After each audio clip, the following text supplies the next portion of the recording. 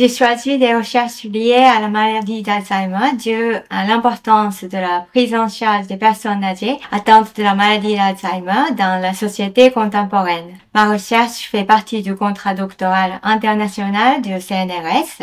Elle se concentre principalement sur la relation entre les soins et l'intervention technologique pour la prise en charge des personnes âgées nécessitant des soins de longue durée. J'ai en particulier choisi de me concentrer sur la technologie pour les résidents en EHPAD, car de nombreuses personnes souffrent de la maladie d'Alzheimer ou de la maladie apparentée. Les objectifs de ma thèse sont de comprendre la relation entre la technologie et les humains et de la décrire à travers les différences et similitudes entre la France et le Japon.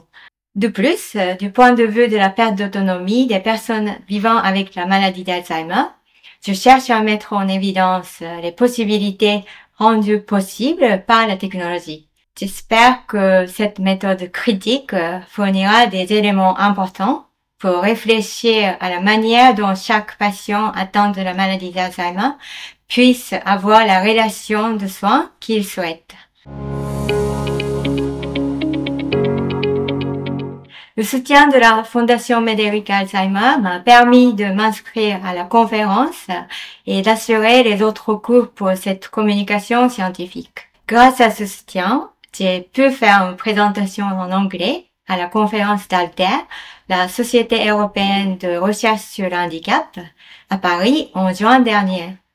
J'ai beaucoup appris sur le concept de handicap, bien que celui-ci soit une nouvelle approche pour les personnes âgées souffrant de troubles cognitifs, y compris les patients atteints d'Alzheimer. Quand j'ai présenté ma recherche, de nombreuses questions intéressantes ont également été posées.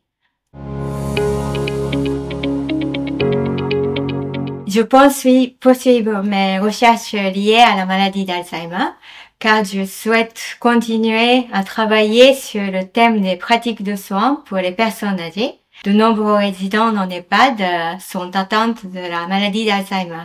Je travaille toujours sur ce sujet parce que je suis également membre du programme de recherche InnovCare, qui fait partie du programme prioritaire de recherche autonomie, vieillissement et handicap.